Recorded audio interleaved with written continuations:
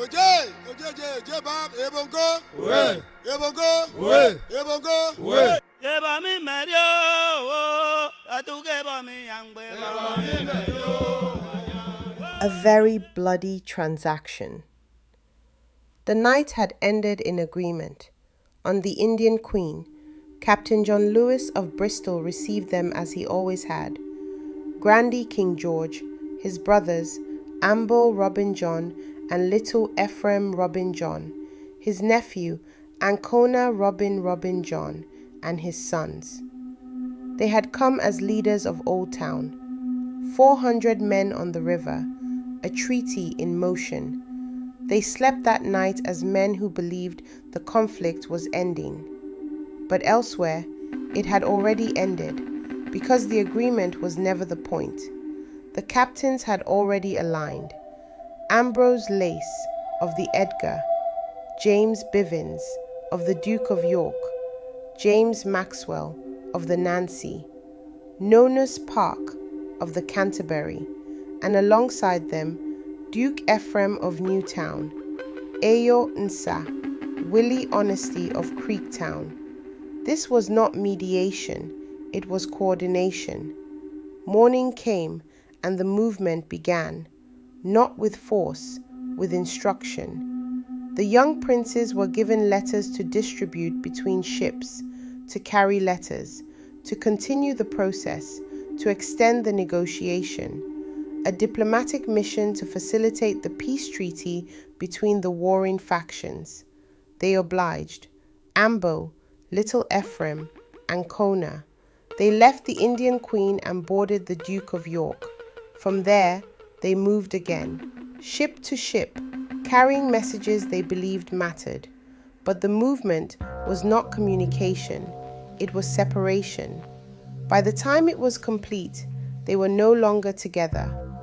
Ephraim Robin John, also known as Grandy King George, was aboard the Edgar. And then the signal came, not shouted, given. From Ambrose Lace, on the Duke of York, Captain James Bivins received the king's nephew and sons, and there the trap closed. They were seized, not in confusion, but with precision. And across the river, the ships answered.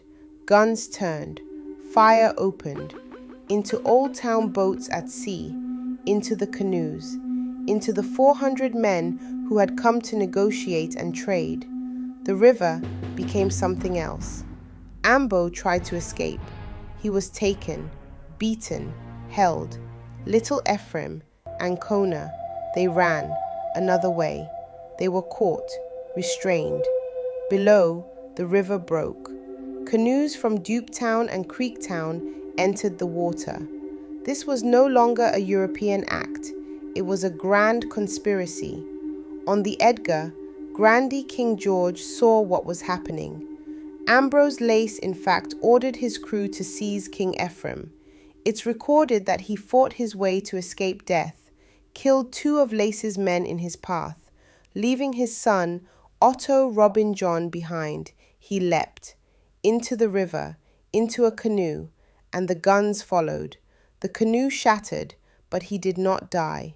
Wounded 11 times, they say, he reached the shore and lived. Behind him, the river ran red. 400 men of Old Town killed, some taken. And then, when the killing finally subsided, Captain Bivins ordered his men to prepare one of the small boats so he could visit Captain James Maxwell on the Bristol ship Nancy. Bivins left his chief mate, Mr. Green, in charge of the Duke of York in his absence. After consulting with the other British captains, Bivins sent a message back to his ship, ordering Mr. Green to hand over Ambo Robin John to the men of Duketown. Green sent a return message to Captain Bivins on the Nancy, informing him that he would not follow the order. If Bivins wanted to be a party to murder, he would have to come back to the ship and do it himself. Clearly, not all of the Bristol officers supported the massacre of Old Town's merchant elite.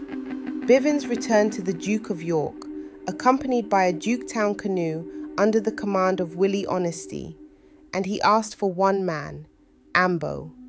In exchange for Ambo Robin John, Willie Honesty offered Bivens one of Ambo's own slaves, a man named Ekong, who the Duketown residents had fished out of the river. Under the false pretense of exchanging a pawn for a slave, Bivens agreed. Ambo was brought forward, and without delay, Willie Honesty cut off his head. Clean, direct, final. Eager to erase all remnants of the Old Town merchant dynasty, he asked for more. These included Little Ephraim, Ancona, and Otto Ephraim Robin John, among others. Fearing criminal charges back in England, Ambrose Lace convened one final meeting of all the British conspirators on board his ship, Edgar.